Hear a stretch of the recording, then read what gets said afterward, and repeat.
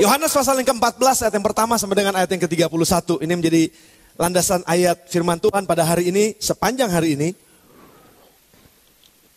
Yohanes pasal yang ke-14 ayat yang pertama sampai dengan ayat yang 31. Memasuki bulan Mei, kita tetap di dalam koridor dari tema Leading with Hands atau Living with Hands.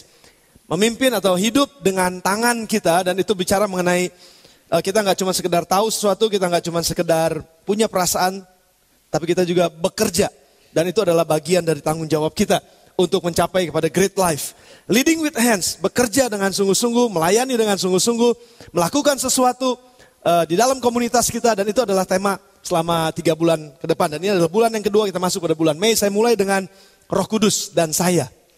Ini tema yang sudah Roh Kudus dan saya.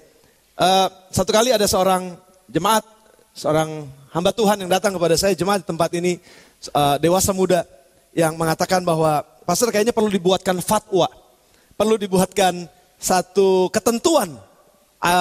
Hamba-hamba Tuhan harus membuat satu keputusan bahwa kita dibolehkan atau tidak dibolehkan untuk belajar atau untuk ikut kelas-kelas motivasi yang ada di luar sana. Dan mereka semua mengajarkan mengenai kekuatan di dalam diri kita. Mereka semua mengajarkan mengenai kekuatan pikiran. Sehingga hanya dengan ngeliatin sendok aja, sendok bisa bergerak. Hanya dengan jari kita ini kita bisa mematahkan sebuah besi yang, ya besi yang keras. Dan hanya dengan kekuatan pikiran, tak, patah saudara. Nah, dengan kekuatan di dalam kita punya kekuatan itu dalam kita. Dan kita bisa berjalan di atas api. Dengan kekuatan kita bisa bikin apa saja. Nah, ini diharuskan katanya untuk khususnya top manajemen. Dari manajer ke atas dalam sebuah perusahaan, itu udah banyak sekali perusahaan-perusahaan yang mengharuskan, bahkan dibayarin top manajemen ini untuk ikut program-program yang membangkitkan kekuatan di dalam kita. Apakah itu boleh atau enggak gitu? Karena semuanya bicara mengenai firman Tuhan. Semuanya bicara mengenai tidak ada yang mustahil bagi orang yang percaya. Itu pakai ayat. Semuanya pakai ayat firman Tuhan. Dan saya berdoa dalam beberapa bulan terakhir ini, kalau kita bekerja dengan cara-cara yang seperti itu, apakah memang Tuhan menghendaki? Bukankah firman Tuhan juga katakan bahwa kita diciptakan menurut gambar dan rupanya Tuhan. Gambar dan rupanya Tuhan. Dan Tuhan itu punya kekuatan yang luar biasa dan kita adalah gambarannya Tuhan. Nah, saya mau sampaikan bahwa selama bulan ini akan coba kita bahas. Dan saya mulai dengan Roh Kudus dan saya. Saya dan Roh Kudus. Saya cuma mau tawarkan ini buat saudara, atau sampaikan ini buat saudara, bukan tawarkan. Kalau ditawarkan saudara bisa milih atau enggak. Ini saya mau sampaikan ini sebagai kebenaran. Pertanyaan kebenaran yang harus kita jawab. Dan ini akan kita bahas nanti sampai bulan terakhir dari bulan ini. Minggu terakhir dari bulan ini. Mana yang saudara mau pilih? Tuhan adalah kekuatanku, atau kekuatanku adalah Tuhan? Mana yang saudara mau pilih? Tuhan adalah kekuatanku, atau kekuatanku adalah Tuhan?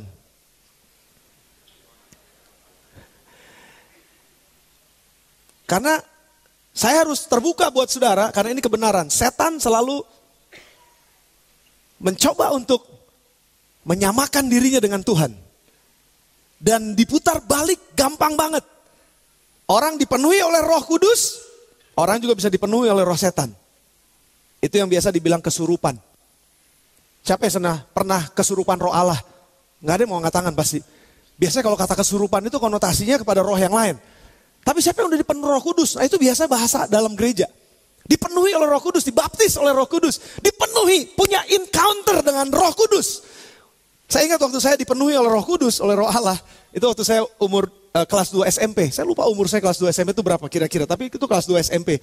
Dan saya dipenuhi oleh Roh Kudus. Dan saat itu kayaknya, wah itu satu pengalaman yang luar biasa. Dan berkata-kata dalam bahasa roh. Tapi saya mau katakan ini. Roh Kudus gak dibatasi oleh cuman kata-kata dalam bahasa roh. Karena Roh Kudus itu sangat gak terbatas. Dia kekuatan yang luar biasa. Dan kalau kekuatan ini ada di dalam kita, dan kita mengoperasikan kekuatan ini dalam kehidupan kita, itu yang disebut kamu punya kuasa, kata Tuhan. Kalau Roh Kudus turun ke atas kamu akan menjadi saksiku. Kata saksi ini sudah jangan terjemahkan sebagai saya bersaksi tentang Yesus sama supir angkot saya bersaksi. Bukan cuma bersaksi, bukan.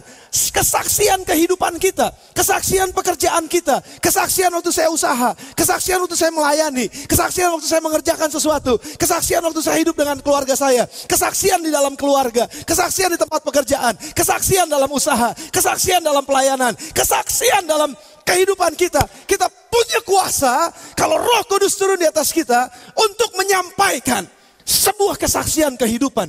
Cerita, the story of our life.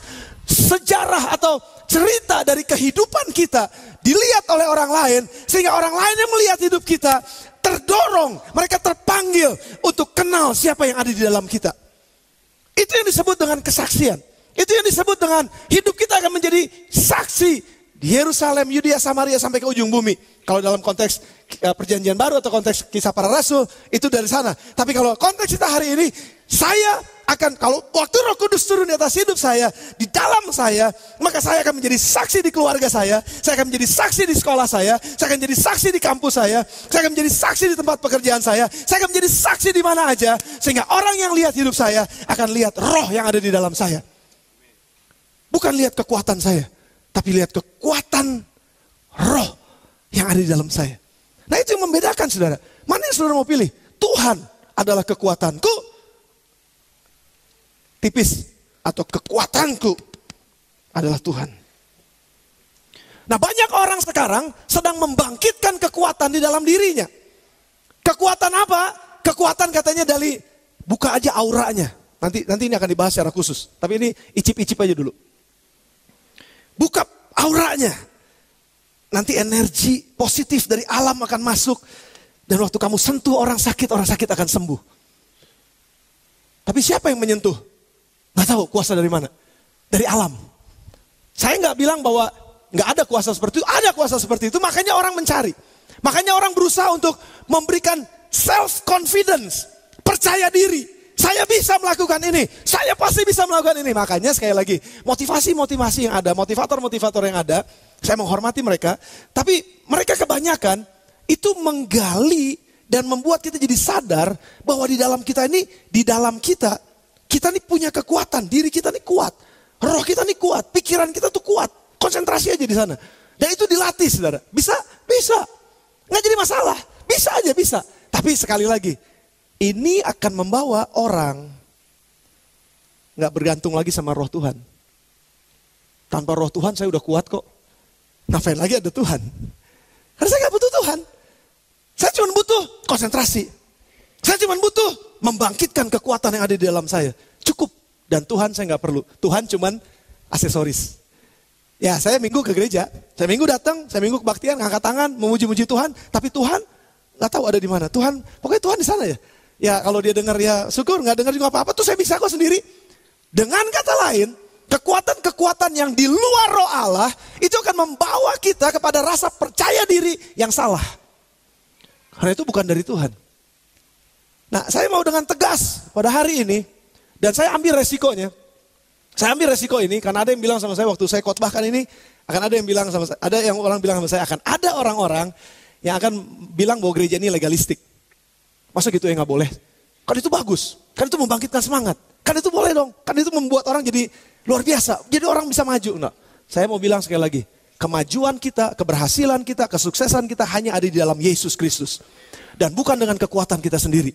Kalau kita bersandar dan berjejak kuat dengan dasar ini, saudara gak akan pernah digoyahkan oleh apapun juga. Karena begini, kekuatan manusia, itu Allah sendiri yang bilang begini, terkutuklah orang yang mengandalkan kekuatan manusia. Kalau Tuhan sendiri yang bilang terkutuklah, saudara jangan coba-coba masuk ke area sana. Tapi diberkatilah orang-orang yang mengandalkan kekuatan Tuhan. Diberkatilah orang-orang yang dipenuhi oleh roh Allah. Dan punya roh Allah di dalamnya. Dan itulah yang menjadi sumber kekuatannya. Bukan dirinya sendiri. Jangan jadikan diri saudara Tuhan. Jangan jadikan diri kita Tuhan. Karena kita bilang saya kuat, saya bisa. No, saya gak bisa Tuhan. Rohmu yang bisa. Oleh sebab itu roh Tuhan harus menjelma di dalam kita. Roh Tuhan harus memenuhi kita. Kita mesti ngalamin encounter with the Holy Spirit. Kita harus ketemu, kita harus betul-betul bisa ketemu, berhadapan langsung dengan roh Allah. Mengalami roh Allah dalam hidup kita. Dan kita harus terus hidup di dalam roh Allah. Dan itu setiap hari. Nggak cuman pengalaman Pentakosta. Tapi itu pengalaman setiap hari berjalan bersama dengan Tuhan. Saya mau bahas ini kepada saudara. Dan kita akan bahas ini selama 1 bulan ke depan. Makanya saya mulai dengan Roh Kudus dan saya. Yohanes 14 ayat 1 sampai dengan 31 saya nggak bacakan semua karena cukup panjang.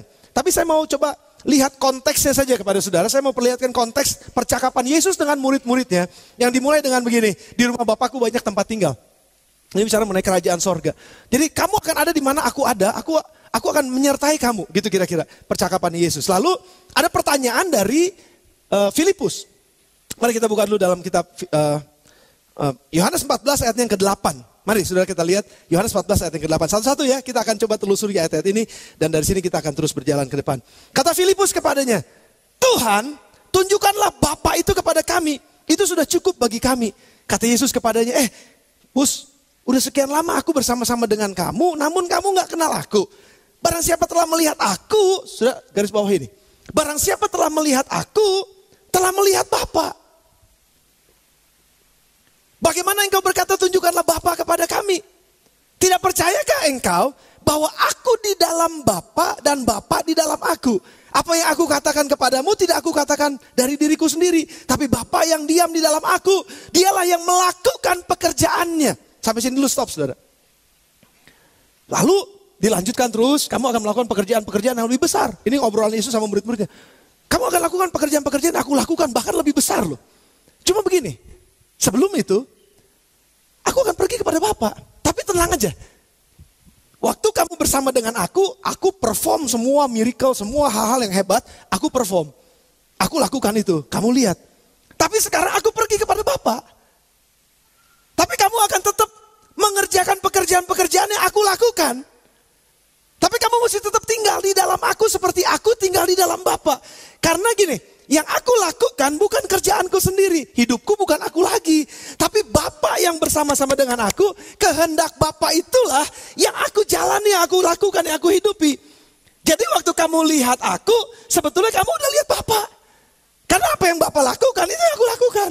Apa yang Bapa katakan, itu yang aku katakan. Jadi aku nih identifikasi. Aku sangat teridentifikasi dengan Bapa. Jadi aku sama Bapa itu sama sebenarnya. Oke, kira-kira gini. Stop dulu sebentar. Saudara, jangan ada yang ngelamun ya. Halo? Jangan ada yang ngelamun. Ini pengajaran soalnya, ini pengajaran. Kalau cuma sekedar motivasi-motivasi, sudah boleh ngelamun. Dalam nama Yesus, jangan juga. Tapi ini pengajaran penting karena ini basic buat kita. Dasar buat kita sama bulan ini. Sama seperti kalau kita punya anak, Bapak Ibu yang punya anak, kita gak pernah nyolong, kita gak pernah bohong, kita gak pernah menipu, kita gak pernah bikin hal-hal yang jahat. Terus tiba-tiba anak kita dijiwir sama gurunya datang pulang ke rumah, terus gurunya bilang begini, Pak, Bu, ini anak Bapak sama Ibu ketahuan lagi nyolong handphone temannya di kelas. Ini dia. Bapak Ibu akan bilang begini gak? Sama seperti Bapak, demikian juga anaknya. Akan bilang begitu gak? Gak mungkin, kita akan bilang begini. Ya udah terima kasih Bapak Ibu. Kalau guru udah pulang pasti bilang gini, lu nih anak siapa? Pasti kan begitu, walaupun tahu itu anak kita. Tapi kita akan bilang, lu tuh gak sama Papa. Kenapa kamu jadi nyolong? Papa gak pernah nyolong. Sebenarnya kamu anak siapa? Sudah ngerti maksud saya? Sudah ngerti ya? Artinya gini, si anak ini harusnya imitasi Bapak. Akibat apa? Akibat kedekatan, akibat hubungan terus gitu. Sayang Priscilla nggak hadir hari ini. Epi, saya nggak tahu Epi datang nggak? Epi nggak datang. Saya belum lihat. Mungkin ntar siang. Priscilla, saudara, itu aneh banget. Itu memang benar kalau saya bilang itu anak saya. No doubt about it. Walaupun Rachel juga anak saya. Tapi ada begitu kemiripan yang saya nggak bisa sangkali. Saya bilang gini, ini anak saya. Apa yang saya kerjain dia kerjain. Saya pernah saksikan sama saudara. Sorry ya, saya terbuka sama saudara. Ini saya terbuka banget. Saya sebagai gembala saudara, saya terbuka sama saudara. Tai kuping saya berair. Apa? Bukannya kering gitu. Basah. Kok berair sih? Emang conge mah. Sorry. Bukan berair. Basah. Jadi kalau tai kuping basah, sudah basah. Aneh, Priscilla sama. Basah. Saya tuh kalau lagi sedikit saya suka bentol-bentol, gatal-gatal. Apalagi kalau telat mandi sore gitu ya, udah kotor, berdebu gitu, saya bisa bentol-bentol kayak kali gata. Aneh, Priscilla juga sama. yang lebih aneh lagi adalah gini. Kalau saya pernah saksikan dulu, kalau saya mau tidur, saya selalu punya ritual sendiri. Jadi sebelum saya naik kaki saya kekeset kaki saya. Kekeset apa? Gosok-gosok kaki gitu, kekeset supaya debunya turun. Priscilla juga sama. Saya juga aneh, cara naruh handuk saya, Priscilla ngikutin. Cara handuknya. Saudara lihat, jadi artinya gini, Yesus itu mengimitasi si Bapa. Karena apa? Karena memang kedekatan, hubungan yang luar biasa yang bisa. Kalau kamu lihat Priscilla, ini saya bisa bilang gini, kalau kamu lihat Priscilla, kamu udah lihat saya. Kalau kamu dengar dia ngomong, itu omongan saya. Itu betul, saudara. Saudara bisa membayangkan ini jadinya, saudara bisa bayangkan ya. Jadi kalau kita punya hubungan kedekatan yang luar biasa dengan seseorang, maka apa yang dia katakan biasanya kita imitasi, kita juga katakan hal yang sama. Makanya hati-hati dengan pergaulan kita. Dengan siapa kita bergaul sangat dekat, kita akan terimitasi dengan dia. Kita akan menjadi serupa dengan dia. Nah, kedekatan kita dengan Bapa di sorga, kedekatan Yesus dengan Bapa di sorga, menyebabkan gini, kalau kamu lihat Yesus, kamu sama dengan lihat Bapa. Begitu dekatnya hubungan. Nah, sekarang Yesus lagi bilang begini, sementara nanti aku pergi, kamu akan lakukan pekerjaan-pekerjaan yang besar. Bukan di rumah Bapa, bukan. Nanti di rumah Bapa. Tapi ini di kerajaan Bapa. Di mana kamu tinggal, di mana kamu kerja, di mana kamu kuliah, di mana kamu sekolah, di mana kamu usaha, di mana keluarga kamu ada. Di situ adalah kamu ditempatkan di situ untuk melanjutkan pekerjaan-pekerjaan yang aku lakukan dulu. Bahkan lebih besar lagi, lebih hebat lagi. Cuma gini, aku pergi kepada Bapa. Dan aku akan kirimkan penolong yang lain. Itu konteks dari ayat-ayat yang kita baca, Yohanes 14 ayat yang pertama sampai dengan ayat yang ke-31. Oke, sudah catat itu ya. Jadi aku akan pergi tapi aku akan kirimkan penolong yang lain. Siapa itu? Rohku, kata Yesus. Roh Kudus aku akan kirimkan. Ngapain? Ntar yang kita bahas. Tapi paling gak begini, kita ngertinya begini. Waktu saya harus ngerjain ini, Yesus sudah gak bersama dengan saya. Tapi rohnya sama-sama dengan saya. Dan roh itu gak melakukan apa yang Yesus dan Bapa gak lakukan. Roh itu melakukan apa yang persis mereka lakukan. Makanya gini, waktu roh itu tinggal bersama dengan saya, dia masuk dalam hidup saya, dia memenuhi saya, dia membaptiskan saya dan tinggal termanifestasi dalam hidup saya, maka apa saja yang saya lakukan di sini, sebetulnya yang sedang saya lakukan mirip dengan Bapa di sorga. Sehingga kita baca ayat selanjutnya. Coba saudara lihat, ayatnya yang ke-15. Yohanes 15. Jikalau kamu mengasihi aku, kamu akan menuruti segala perintahku. Karena kamu mengasihi aku, kamu punya hubungan dekat dengan aku. Kamu terimitasi, kamu teridentifikasi sama dengan aku, kata Yesus. Kalau kamu mengasihi aku, maka kamu akan ngikutin semua perintah-perintahku. Dan aku akan minta kepada Bapa, dan ia akan memberikan kepadamu seorang pribadi. Bukan cuma sekedar angin, bukan cuma sekedar zat. Tapi ini pribadi. Siapa dia? Roh Kudus, pribadi. Jangan pernah lupakan Roh Kudus dalam hidup kita karena dia adalah seorang pribadi. Jangan pernah nyanyi memuji Tuhan tanpa Roh Allah. Jangan pernah berdoa tanpa Roh Allah. Karena doa kita sia-sia, nyanyian pujian kita sia-sia, pelayanan kita sia-sia tanpa Rohnya. Karena dia adalah pribadi. Dia yang harus menyertai kita. Makanya Yesus bilang, aku akan minta kepada Bapa supaya dia memberikan kepadamu seorang penolong lain. Supaya ia menyertai kamu selama-lamanya. Yaitu roh kebenaran. Nah ini sudah perhatikan nih. Dunia gak dapat menerima dia. Boro-boro menerima sebab dunia gak melihat dia. Dunia gak kenal dia. Dunia gak tahu dia. Tapi kamu mengenal dia. Kenapa? Karena kamu mengenal aku. Itu rohku. Kamu kenal dia. Makanya aku kirim nanti roh itu, sementara aku naik ke Bapa, aku akan kirim roh itu kepadamu, dan dia akan menyertai kamu. Bukan cuma menyertai kamu, masuk dalam hidupmu. Roh Kudus masuk dalam hidup kita. Tutup mata saudara sebentar. Tutup mata saudara sebentar. Bayangkan roh itu masuk dalam hidup saudara. Kebayang gak? Susah ya? Tapi saya mau saudara pikirkan ini, bayangkan ini. Roh itu nggak cuma di awang-awang, roh itu di dalam kita.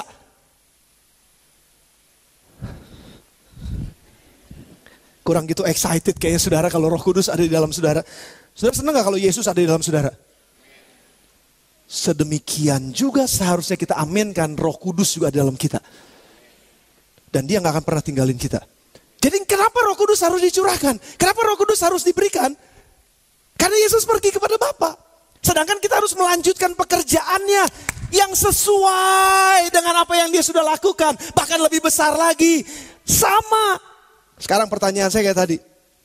Kalau ada seorang anak yang nyolong di sekolahnya, bapaknya gak pernah nyolong. Bapaknya pasti akan tanya, lu anak siapa? Sekarang pertanyaan gini, kita ngaku-ngaku anak Tuhan, kita ngaku-ngaku anak Yesus, kita ngaku-ngaku anak Bapa di sorga, kita ngaku-ngaku dan kita bilang, saya penuh dengan Roh Kudus, tapi maafkan saya, saudara kerjaannya nyolong. Tapi kerjaannya nontonin film porno di internet. Hobi banget lagi. Bahkan ada yang nemuin seorang pengerja, bukan di gereja ini, dalam nama Yesus bukan di gereja ini. Saya dengar dari seorang hamba Tuhan, pengerjanya menemukan VCD porno di kamarnya. Tanpa sengaja. Katanya sedang melakukan pekerjaan Bapak, katanya adalah anak Bapak, katanya penuh dengan Roh Kudus, tapi kok kerjaannya beda. Sudah ngerti maksud saya? Kok jadi tegang gini sih saudara?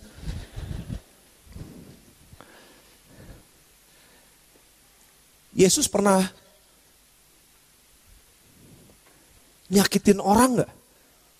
Dengan semua perkataannya, dengan semua, pernah gak dia nyakitin orang? Tapi aneh, ada begitu banyak orang Kristen yang selalu nyakitin sesamanya. Yang selalu nyakitin teman-temannya. Dan bilang saya penuh dengan Roh Kudus. Roh Kudus pasti akan nanya gini, lu tuh anak siapa? Makanya sekali lagi saudara, supaya kita bisa hidup benar melakukan pekerjaan yang sama dengan yang Bapak lakukan, Roh Kudus mesti dikirim buat kita. Makanya waktu kita gak punya Roh Kudus, ketika kita bilang saya gak butuh Roh Kudus, saya gak terlalu perlu Roh Kudus ini, ya udah saya jalannya dengan hidup saya berhasil juga kok dengan kekuatan saya berhasil juga kok dengan hikmat saya pinter kok, di sekolah saya ranking terus, saya pinter kok, dulu saya pernah jadi manajer ini, saya udah pernah jadi direktur ini, saya bisa kok, tanpa Roh Kudus saya maju. Dan saya mau katakan buat saudara, terkutuklah orang yang mengandalkan kekuatan manusia. Tapi waktu kita berharap, Tuhan saya gak mampu, Tuhan saya ngaku betul, saya gak mampu. Saya butuh Roh Kudus, di situ Roh Kudus akan dicurahkan buat kita. Untuk menyertai kita melakukan pekerjaan-pekerjaan yang luar biasa. Ada satu hal yang shocking, mengagetkan dan mengejutkan. Saya dapat dari Kowing, satu tulisan, Billy Graham yang tulis. 95% gereja di dunia zaman sekarang, 95%. Saya berharap GSJ Bethlehem 5% yang sisanya. Tapi ini bilang, 95% gereja yang ada di dunia ini, Billy Graham loh saudara yang bilang. Kalau Roh Kudus diangkat dari gereja ini, mereka tetap melakukan gereja. Mereka tetap bisa perform dengan baik. Mereka tetap bisa main musik dengan luar biasa. Mereka tetap bisa nyanyi dengan ajaib.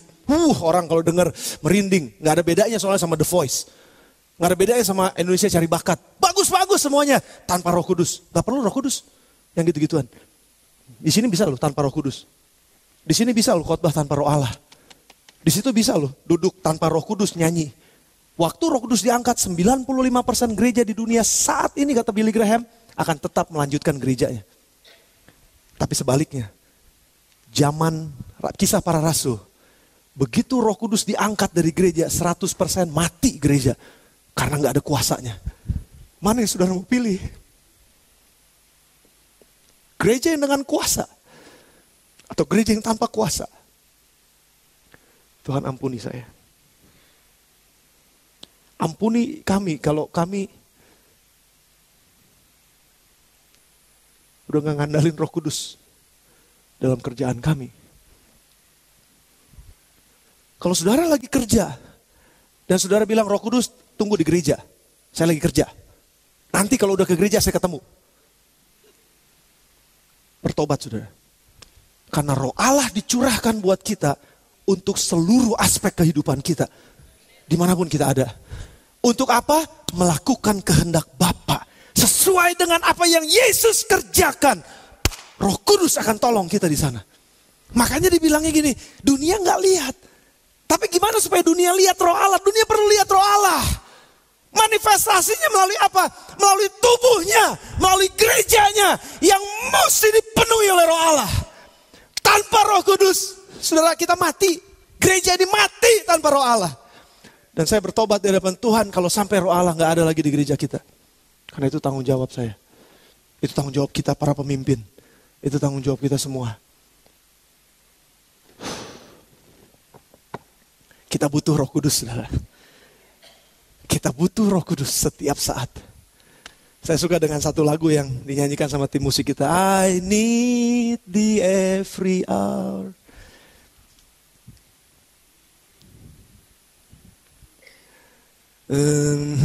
Gak hafal soalnya. Saya butuh engkau setiap saat Tuhan. Setiap saat. Bukan cuma setiap jam. Setiap detik aku butuh Roh Allah. Aku butuh Roh Allah. Tanpa Roh Kudus, sia-sia semua khotbah ini. Tanpa Roh Kudus, sia-sia semua yang saya doain. Tanpa Roh Kudus, sia-sia semua yang saya layani. Tanpa Roh Kudus, ujungnya sia-sia apa yang saya kerjakan. Oleh sebab itu aku butuh Roh Kudus. Kita semua butuh Roh Allah setiap saat. Kalau saudara setuju dengan saya, katakan amin. Terima kasih Tuhan. Jadi konteksnya adalah Yesus harus pergi kepada Bapa. Dan orang-orang, murid-muridnya, kita semua, pengikut-pengikutnya harus terus melanjutkan pekerjaan Yesus dalam dunia ini. Makanya dia nggak angkat kita dari dunia, pindahkan kepada dunia yang lain atau pindahkan langsung ke sorga. No, waktu kita percaya kita tetap ada dalam dunia ini dengan semua tantangannya, dengan semua masalahnya, dengan semua pergumulannya, dengan semua kesusahan-kesusahannya. Tapi dia bilang, kamu tetap akan lakukan perkara-perkara yang lebih besar bahkan daripada apa yang aku lakukan. Cuma intinya adalah kamu butuh Roh Allah. Bukan dengan kekuatanmu sendiri. Tapi engkau butuh Rohku supaya kamu gak lakukan apa yang gak sesuai dengan apa yang dia lakukan. Yesus lakukan. Kamu harus lakukan sesuai dengan apa yang dia lakukan. Dengan demikian orang akan melihat bahwa engkau adalah murid-muridku. Dunia akan tahu, dunia akan lihat melalui manifestasi kehidupan kita di atas muka bumi ini. Tapi perlu Roh Kudus yang akan menyertainya. Nah tadi pagi saya sampaikan siapa itu Roh Kudus. Saya masih punya banyak waktu kan tadi pagi saya nggak punya banyak waktu, kita harus perjamuan suci. Jadi saya cut. Cuman saya akan, saudara bisa dengar DVD yang tadi pagi, saudara bisa pesan DVD yang tadi pagi mengenai siapa Roh Kudus dengan cepat ini karena saya mau beranjak pada sesi yang berikutnya. Siapa Roh Kudus? Roh Kudus adalah pribadi tadi, salah satu pribadi dari Tritunggal. Allah Bapa, Allah Anak, Allah Roh Kudus. Sama. Tiga-tiganya setara tapi dengan fungsi yang berbeda-beda. Tapi mereka adalah kesatuan yang gak bisa dipisahkan. Mereka adalah satu, mereka adalah Esa. Tapi Allah Bapa gak mati di atas kayu salib. Allah Anak yang mati di atas kayu salib. Ini perlu buat saudara. Ini kebenaran yang harus kita pegang. Dan ini teologi sidang jemaat Allah. Dan ini memang Alkitabiah. Yesus mati di atas kayu salib, Roh Kudus enggak. Makanya waktu Roh Kudus diangkat, rohnya Yesus keluar dari tubuhnya, Yesus mati di sana. Tapi waktu Roh Kudus kembali masuk kepada Yesus, rohnya kembali, dia dibangkitkan. Karena roh itu adalah roh yang membangkitkan, gak bisa membuat orang mati. Roh yang membangkitkan, ini adalah pribadinya saudara. Jadi saya gak usah bahas Tritunggal, karena saya ini bukan bagian saya saat ini untuk bahas Tritunggal. Tapi saya mau saudara ngerti aja bahwa Roh Kudus adalah pribadi Allah sendiri, yang punya tugas, yang berfungsi waktu dia dikirim buat orang-orang percaya. Saudara catat baik-baik ini. Yang pertama, dia membantu kita dalam kelemahan kita. Dan dia membantu kita untuk bisa berdoa. Roma 8 ayat 26 sampai dengan 27. Roma 8 ayat 26 sampai dengan ayat 27. Bisa cepat gak dibukain ya? Ayatnya. Tadi udah ada saya kasih. Bisa cepat dibukain? Gak bisa? Baik. Roma 8 ayat 26 sampai dengan 27. Roh itu membantu kita dalam kelemahan kita. Sebab kita tidak tahu bagaimana sebenarnya harus berdoa. Tapi Roh itu sendiri berdoa untuk kita kepada Allah dengan keluhan-keluhan yang tak terucapkan. Itu Roh Kudus. Waktu saudara lemah, Roh Kudus sumber kekuatan. Dengan pengertian lain begini. Waktu kita lemah, justru kita akan jadi kuat. Karena ada Roh Allah yang memberikan kekuatan pada kita. Waktu kita gak tahu mesti berdoa apa, Tuhan saya putus asa, saya udah gak bisa berdoa apa-apa, saya putus asa. Roh itu yang akan membantu kita untuk berdoa. Roh Kudus itu akan menolong kita untuk bisa berdoa dan mengungkapkan hal-hal yang gak pernah saya bisa ungkapkan keluar. Kalau dalam bahasa psikologinya, Itu mungkin sudah ada jauh di dalam lubuk pemikiran kita yang paling dalam yang udah gak bisa kekorek. Bahkan mungkin kita sudah lupa. Tapi setiap kali disentuh emosional. Setiap kali ada masalah sedikit yang berkenaan dengan masalah itu. Langsung marah-marah atau langsung teriak-teriak. Langsung nangis, langsung stres. Kenapa? Gak tahu. Ada apa? Gak tahu. Itu ada sesuatu yang di dalam. Keluhan-keluhan itu akan diangkat oleh Roh Allah. Dan itu akan disembuhkan. Dia ajar kita untuk bisa berdoa. Ini yang pertama, saya cepat sudah. Yang kedua, Roh Kudus mengajar kita. Mengajar segala sesuatu yang pernah Yesus katakan. Yohanes 14. Kalau sudah bisa tolong dibukain dengan cepat. Ayat 10. Tidak percayakah engkau bahwa aku dalam Bapa, Bapa dalam aku. Ini ayat yang ke-16. Sorry, ayat yang ke-26 maksud saya, bukan ayat yang 10. Yohanes 14 ayatnya yang ke-26. Tapi penghibur yaitu Roh Kudus yang diutus, yang akan diutus oleh Bapa dalam namaku. Sudah perhatikan, dialah yang akan mengajar segala sesuatu kepadamu dan akan mengingatkan kamu akan semua yang telah kukatakan kepadamu. Roh Kudus akan mengingatkan kita bukan masalah tentang yang dulu-dulu nih kamu salah nih. Bukan, sudah harus bedakan. Roh Kudus mengingatkan kita akan apa yang Yesus ajarkan buat kita. Roh Kudus enggak mengingatkan kita akan dosa-dosa yang sudah dilupakan oleh Bapa. Sudah nggak ngerti? Tenang dulu, tenang. Tarik nafas dalam. Roh Kudus, tolong saya. Roh Kudus nggak ngingetin dosa-dosa yang udah lalu. Karena sejauh timur dari barat dijauhkan, dilupakan oleh Tuhan dosa-dosa kita. Dijauhkan, dilupakan. Sampai ada hamba Tuhan yang bilang begini, kalau diingat-ingat dosa ya, terus kita bilangin, Tuhan masih ingat gak yang kemarin? Yang mana? Yang kemarin Tuhan saya salah. Yang mana sih? Tuhan tuh pelupa, saudara. Cuman satu hal yang Tuhan lupa. Dia lupa sama dosa kita. Saudara gak bergairah aku sih ya. Saudara mau diingat terus nih dosanya nih. Tuhan melupakan dosa kita dan itu satu-satunya Tuhan lupa.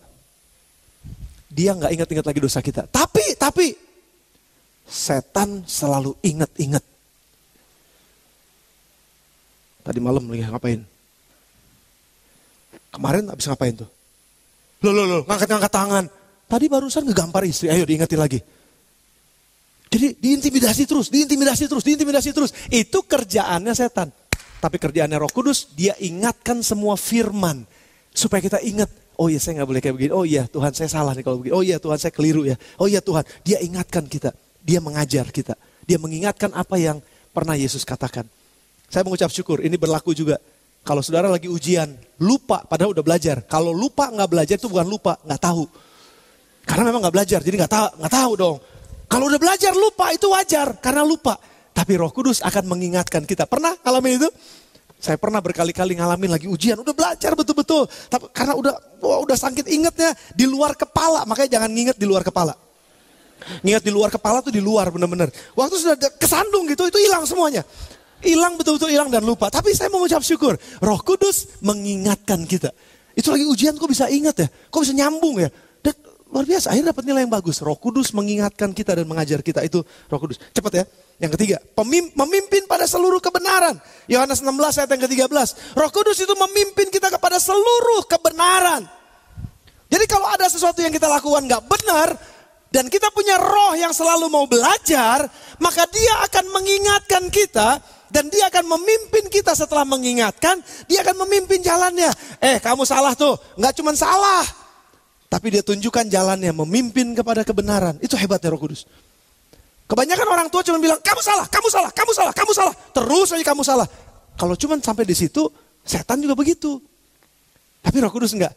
Dia sadarkan kita. Dia insyafkan kita. Itu salah satu tugasnya. Ya, dia mengingatkan kita. Akan semua firman. Waktu kita ketemplak, oh ya Tuhan saya salah, itu firmannya begini. Lalu dia pimpin kita kepada seluruh kebenaran. Dan itu hebatnya Roh Allah. Kalau hidup kita dipimpin oleh Roh Kudus, hebat gak sih hidup kita saudara? Yang berikutnya, yang keempat. Yohanes 14 ayat 16 sampai dengan 17. Roh Kudus menyertai dan diam di dalam kita. Aku akan minta kepada Bapa dan ia akan memberikan kepada seorang penolong lain supaya ia menyertai kamu selama-lamanya. Ayat yang ke-17. Yaitu roh kebenaran. kebenaran, itu roh kebenaran. Dialah kebenaran itu.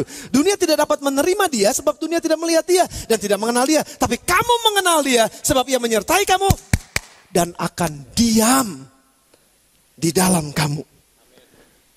Allah Tuhanku, sumber kekuatanku. Karena dia tinggal di dalam aku. Kalau nggak ada rohnya, maka kekuatanku adalah Allah. Itu bahaya, saudara. Hati-hati. Jangan sampai terjebak di situ. Jangan sampai dibohongin oleh setan di situ. Saudara bisa bangga dengan diri saudara. Apalagi yang punya badan gede. Sekuat-kuatnya saudara. Saudara kalah sama Arnold Schwarzenegger. Memberi keberanian kepada kita untuk berkata ya Aba, ya Bapa. Bahwa saya adalah anak-anak Allah. Roma 8 ayat 15 sampai dengan 16. Bilangnya apa? Roma 8 ayat yang ke-15, Roma 8. Sebab kamu tidak menerima roh perbudakan. Kalau ada di antara kita pagi ini, saya berdoa dalam nama Yesus akan ada kelepasan. Akan ada kelepasan. Kalau ada yang diperbudak, saudara nggak bisa. Ini rohnya memperbudak saudara. Selalu jatuh dalam dosa yang sama. Saya tahu kebenaran tapi saya selalu jatuh. Saudara perlu Roh Kudus untuk memimpin saudara kepada kebenaran. Karena apa? Karena kamu nggak menerima roh perbudakan. Sebab kamu, itu membuat kamu jadi takut. Roh perbudakan membuat kita jadi takut. Makanya waktu mau angkat tangan menyebut Bapak nggak berani. Aduh malu amat ya. Barusan, terus terintimidasi. Kamu nggak lagi terima roh perbudakan. Kamu bisa berani berdiri di hadapan Tuhan. Dan kita bisa bilang begini. Ya Aba, ya Bapak, aku anakmu. Ya Aba, Bapak. Ini aku anakmu, layakanlah seluruh hidupku dengan berani ya Aba, ya Bapa. Aku bisa bilang, itu kerjaan Roh Kudus dalam kita. Sehingga gak ada lagi seorang yang akan bilang bahwa saya takut menghadap Bapa. No, kalau ada anak-anak di dunia ini yang takut menghadap bapaknya, memang ada yang salah hubungan Bapa dengan anak. Tapi kalau setiap anak bilang gini, gak tahan nunggu Papa pulang. Itu yang dinanti-nantikan sebetulnya. Sama seperti kita bisa bilang, Bapak aku gak sabar untuk ketemu sama Bapak. Gak sabar aku bisa ada dalam hadirat Bapak. Itu kerjaannya Roh Kudus. Dan dia terakhir menginsyafkan manusia akan dosa, kebenaran, dan penghakiman. Yohanes 16 ayat yang ke-8 sampai dengan ayat yang ke-11. Sudah catatan, sudah baca lagi di rumah. Yohanes 16 ayat 8. Kalau ia datang, ia akan menginsyafkan dunia akan dosa, kebenaran, dan penghakiman. Akan dosa, karena orang tidak percaya kepadaku, kata Yesus. Kebenarannya aku pergi kepada Bapa dan aku akan kirimkan penolong yang lain. Itulah kebenarannya. Dan yang terakhir akan penghakiman. Penghakiman dunia ini sudah selesai. Saudara, nggak ada lagi intimidasi buat kita orang-orang yang dipenuhi oleh Roh Allah. Nggak ada lagi intimidasi dosa karena kita udah selesai dengan dosa. Itu satu keyakinan yang luar biasa. Roh Kudus melakukan itu di dalam kita. Nah, saya mau cepat maju. Kalau kita dipenuhi oleh Roh Kudus, dengan kata lain begini, saya balikin saudara. Kalau kita dipenuhi oleh Roh Kudus, maka kita yang lemah akan jadi kuat. Kalau kita dipenuhi Roh Kudus, maka kita yang gak bisa berdoa, kita akan dimampukan untuk bisa berdoa. Kalau Roh Kudus penuh di dalam saya, maka dia yang adalah pengajar itu, maka dia akan membuat saya menjadi orang-orang yang terpelajar. Bukan jadi orang-orang yang kurang ajar. Orang yang kurang ajar artinya kurang pengajaran. Dia menutup hatinya untuk pengajaran Roh Kudus. Dia jadi kurang ajar. Makanya kita akan jadi orang-orang yang terpelajar. Kalau Roh Kudus turun di dalam kita. Kalau Roh Kudus memenuhi kita, maka kita akan hidup dalam kebenaran. Karena dia memimpin kita kepada seluruh kebenaran. Saudara gak usah ragu lagi sudah hidup benar atau enggak. Pagi-pagi bangun, gue benar atau enggak ya? Benar enggak, benar enggak, benar enggak, benar enggak. Enggak. Ya gue gak benar dong hari ini. No, bangun pagi. Saya adalah orang-orang yang dibenarkan oleh Tuhan. Nggak ada lagi kutukan, nggak ada lagi rasa takut. Saya jalan bersama dengan Tuhan. Saya punya kepercayaan diri. Kepercayaan diri kita bukan datang karena kekuatan kita, tapi kepercayaan diri kita datang karena siapa kita di hadapan Tuhan. Wow, itu Roh Kudus kerjaannya. Dan kalau dia memenuhi kita, kita nggak usah takut berjalan sendirian. Karena Tuhan menyertai kita. Dan bahkan dia tinggal di dalam kita. Kalau Roh Kudus turun di atas kita dan memenuhi kita, maka kita begitu yakin dan bisa katakan dengan angkat tangan di hadapannya, yes Bapak, aku adalah anakmu. Kalau aku anakmu, aku berhak atas semua janji-janji Bapak buat aku. Kalau aku anak Bapak, semua yang di kulkas, aku bisa makan. Kalau aku anak Bapak, semua kamar di rumah ini, aku boleh tidurin. Kecuali kamar Papa. Enggak juga ya. Tidur juga di kamar Bapa. Kalau aku anak Bapa, maka semua warisan Bapa. Ini yang paling suka kan? Jadi milik saya. Kalau saya anak Bapa, janji keselamatan akan jadi milik saya. Kalau saya anak Bapa, janji kesembuhan akan jadi milik saya. Kalau saya anak Bapa, janji kesehatan akan milik saya. Kalau saya anak Bapa, janji kemenangan akan jadi milik saya. Kalau saya anak Bapa, dan saya adalah anak Bapa. Kamu anak siapa? Saya anak Bapa. Saya anak Bapa. Saya dimerdekakan dari semua kesalahan saya masa lalu. Saya hidup dalam kebenaran yang luar biasa. Kita anak Bapa. Nah, semua itu bisa jadi kalau apa? Roh Kudus turun ke atasmu dan kamu hidup di dalamnya. Berhubungan erat seperti Yesus dengan Bapa. Maka dengan demikian kamu bisa hidup di dalam Roh Kudus yang hidup di dalammu. Hubungan erat dengan Roh Kudus sehingga waktu saya ngomong, Roh itu ada di dalam saya. Waktu saya kerja, Roh itu ada di dalam saya. Waktu saya kemana aja, Roh itu ada di dalam saya. Sehingga Roh itu ada di dalam saya dan bekerja memanifestasikan semua yang dia punya di dalam saya dan melalui saya. Roh Kudus adalah pribadi. Dan dia adalah pribadi yang punya segala macam. Kalau dia datang dia bawa macam-macam. Kalau dia datang dia bawa macam-macam. Kalau dia datang dia bawa macam-macam. Kalau dia datang dia bawa macam-macam. Kalau dia datang dia bawa macam-macam. Dan kalau dia bawa macam-macam dia bagiin yang macam-macam. Buat kamu. Nih buku buat kamu. Minum, belum udah diminum nih. Minum lah, boleh dah. Dan dia gak pernah kehabisan, dia punya segala macam. Dan dia berikan kepada siapa, dia ketemu. Saya berikan kepada kamu, kepada siapa yang diinginkannya. Aku berikan kesembuhan kepada Pendeta Ferdi. Dalam nama Yesus, mahnya sembuh. Dan jangan makan lagi yang salah-salah. Dalam nama Yesus, kesembuhan adalah milik kita. Karena dia datang sebagai pribadi yang membawa semua yang baik. Dan dia berikan kepada siapa dia mau berikan. Itu disebut karunia. Makanya nanti kita bahas minggu-minggu depan. Kita akan bahas karunia-karunia Roh Kudus. Dan itu dia berikan dengan free. Untuk apa? Untuk membangun kehidupan. Untuk apa? Supaya kita bisa mengerjakan pekerjaan-pekerjaan Bapa dalam dunia ini. Sesuai dengan kehendaknya. Dalam profesi kita masing-masing. Dengan tujuan yang sama. Bapa dipermuliakan. Tutup 10 menit lagi waktu saya masih ada. Masih panjang waktu saya. Gimana sih terjadinya pertemuan antara Roh Kudus dan saya? Gimana? Dia kirimkan terus gimana? Saudara baca kitab-kitab para rasul. Mari buka. Kisah para rasul pasal yang kedua ayat yang ke-17. Ini awal-awalnya. Roh Kudus adalah roh yang dijanjikan sejak zaman nabi-nabi. Roh itu akan dikirimkan, itu akan dicurahkan, akan terjadi pada hari-hari terakhir. Demikianlah firman Allah bahwa ini nubuatan. Aku akan mencurahkan rohku ke atas semua manusia. Maka anak-anakmu laki-laki dan perempuan akan bernubuat. Teruna-terunamu akan mendapat penglihatan-penglihatan. Orang-orangmu itu akan mendapatkan mimpi. Garis bawahi, aku akan mencurahkan rohku ke atas semua manusia. Kalau dalam perjanjian lama kita belajar, maka roh Allah menguasai Samuel. Maka berkuasalah roh Allah atas Samson. Maka berkuasalah roh Allah atas Deborah. Berkuasalah roh Allah atas siapa lagi? Sudah sebutkan. Itu berkuasalah roh Allah atas Daud. Berkuasalah roh Allah atas Daniel. Berkuasalah roh Allah. Itu cuma satu orang. Dan itu sepertinya sporadis gitu. Tapi sudah dengar. Waktu roh Allah dicurahkan di akhir zaman ini untuk janji itu. Karena Yesus harus pergi dan janji itu harus diberikan. Janji itu harus dicurahkan. Maka janji itu bukan cuma buat sekedar sedikit orang. Tapi janji itu adalah buat semua orang. Dan ini berita baiknya. Roh Kudus diberikan buat saudara dan buat saya. Roh Kudus diberikan buat yang ada di bawah sana dan buat yang ada di atas ini. Saudara, semua kita diberikan Roh Kudus. Oleh sebab itu mari hidup di dalam roh. Dan ini kejadian gini. Waktu hari-hari terakhir itu Petrus khotbah akan terjadi. Dan itu yang terjadi di hari Pentakosta. Murid-muridnya udah ikut Yesus cukup lama.